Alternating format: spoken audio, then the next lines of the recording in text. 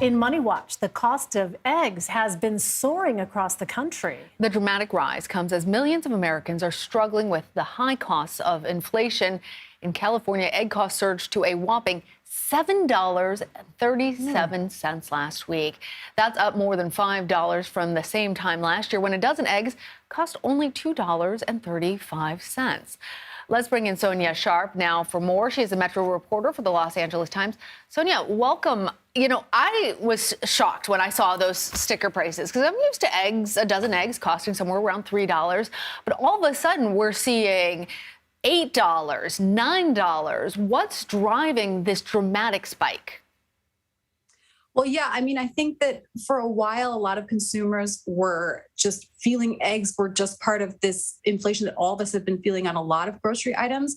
But the sudden surge in prices, and I think for a lot of folks as well, the inability to find eggs on the shelves, that's new. And that's actually caused by the highly pathogenic avian influenza, more commonly known as bird flu, that has just swept through the country and has led so far to the deaths of almost 60 million chickens and turkeys and at least 40,000 hens, or 40 million, I'm sorry, 40 million hens. 40 million. That's astounding to think about that. So I imagine, Sonia, this is having a ripple effect.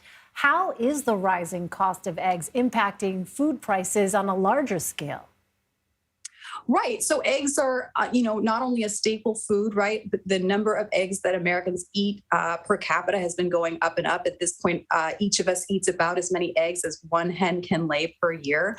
So that's a large increase. But also eggs are in all kinds of foods that all of us eat all the time, like breads and pies and, just almost any kind of staple food may include, like processed food may include eggs, in addition to the fact that lots of us cook with them, right? And rely on them to be there, or like in my household, rely on them as a substitute for meat if either some of us don't eat meat or we're trying to usually save money or even save the planet by eating less of it. So it's hit a lot of people very, very hard because eggs are just such a staple. Yeah, I was wondering about that in particular because as the price of meat has gone up, that was a protein source that was still pretty reasonably priced.